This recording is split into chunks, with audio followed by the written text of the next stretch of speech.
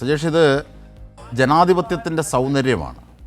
നാഗ്പൂരിൽ നിന്ന് RSS എഴുതി കൊടുക്കുന്നത് പോലെയോ കണ്ണൂരിൽ നിന്ന് നിങ്ങൾ എഴുതി കൊണ്ടുവരുന്നല്ലോ, അങ്ങനെയല്ല നിങ്ങളുടെ പ്രക്രിയ എന്നൊരു രാഷ്ട്രീയ വിദ്യാർത്ഥിയായി എനിക്കറിയാം. പക്ഷേ റജിൽ പറഞ്ഞ കാര്യമാണ് ഞാൻ സൂചിപ്പിക്കുന്നത്. അങ്ങനെയല്ല, ഇത് സൗന്ദര്യത്തിൻ്റെ, ജനാധിപത്യത്തിൻ്റെ സൗന്ദര്യത്തിൻ്റെ വിസ്മയമാണ്. അതിനെ ആ രീതിയിൽ കാണണം എന്നാണ് ഈ തർക്കങ്ങളെ സൂചിപ്പിച്ചത് റജിൽ.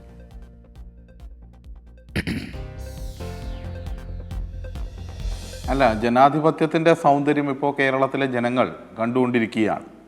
ജനാധിപത്യത്തിൻ്റെ സൗന്ദര്യത്തിൽ ഇവിടെ പെട്രോൾ കുപ്പിയും കയ്യിലെഴുതി ആത്മഹത്യാ ഭീഷണി മുടക്കുന്ന ആളുകളുണ്ടാവുന്നുണ്ട്, ശയനപ്രദക്ഷിണം നടത്തുന്ന ആളുകളുണ്ടാവുന്നുണ്ട്. കോൺഗ്രസ്സുകാരും പൊതുസമൂഹവും എല്ലാം ബഹുമാനിക്കുന്ന ശ്രീ ഉമ്മൻചാണ്ടിയുടെ ഫ്ലക്സ് കീറിക്കളയുന്ന സാഹചര്യം ഉണ്ടാകുന്നുണ്ട്. ഇതിലൊന്നും പ്രതികരിക്കാൻ വേണ്ടി പോലും തയ്യാറാകുന്നില്ല എന്ന് ശ്രീ രാജ്മോഹൻ ഉണ്ണിത്താൻ ഉൾപ്പെടെയുള്ള ആളുകൾ ഇപ്പോൾ കോൺഗ്രസിൻ്റെ ഭാഗത്തു നിന്ന് തന്നെ പറയുന്ന കാഴ്ചയും നമ്മൾ കണ്ടു. ഇതെല്ലാം ജനാധിപത്യത്തിലെ ഉത്സവമാണോ?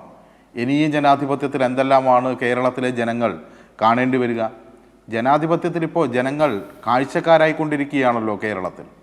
ജനങ്ങൾക്ക് ഇവിടെ ഒരു തെരഞ്ഞെടുപ്പ് കഴിഞ്ഞിട്ട് കാഴ്ചക്കാരായി നോക്കി നിൽക്കേണ്ട സാഹചര്യത്തിലേക്ക് മാറുന്നു. ഇവർ പരസ്പരം തമ്മിലടിച്ചുകൊണ്ടിരിക്കുന്നു.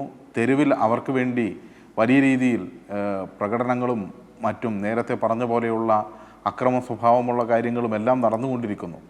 ഇതാണ് കേരളത്തിൽ നടന്നുകൊണ്ടിരിക്കുന്നത്. ഇവിടെ കേരളത്തിൽ ഒരു സ്തംഭനാവസ്ഥയിലേക്ക് സാഹചര്യത്തെ കൊണ്ടുപോവുകയാണ്.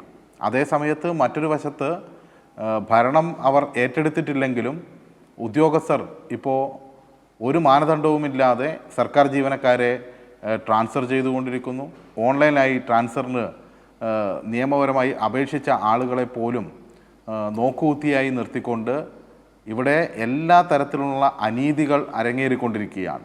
ഒരു വശത്ത് ഭരണം ലഭിച്ചു എന്നതിൻ്റെ പേരിൽ അനീതികൾ ആരംഭിച്ചിരിക്കുന്നു. മറ്റൊരു വശത്ത് ജനാധിപത്യത്തിൻ്റെ കാവൽക്കാരാകേണ്ട ജനങ്ങൾ കാഴ്ചക്കാരായി നിൽക്കുന്ന സാഹചര്യത്തിലേക്കും കേരളത്തിൽ മാറിയിരിക്കുന്നു എന്നാണ് നമ്മൾ ഇതിലൂടെ എല്ലാം കാണുന്നത്. ഇനിയും ഒരു തീരുമാനമെടുക്കാൻ അവർക്ക് കഴിഞ്ഞിട്ടില്ല. എപ്പോഴാണ് എന്ന ചോദ്യത്തിന് മറുപടിയില്ല. ഇതെല്ലാം ജനങ്ങൾ കണ്ടുകൊണ്ടിരിക്കുകയാണ് എന്നതാണ് ഇപ്പോഴത്തെ സാഹചര്യം.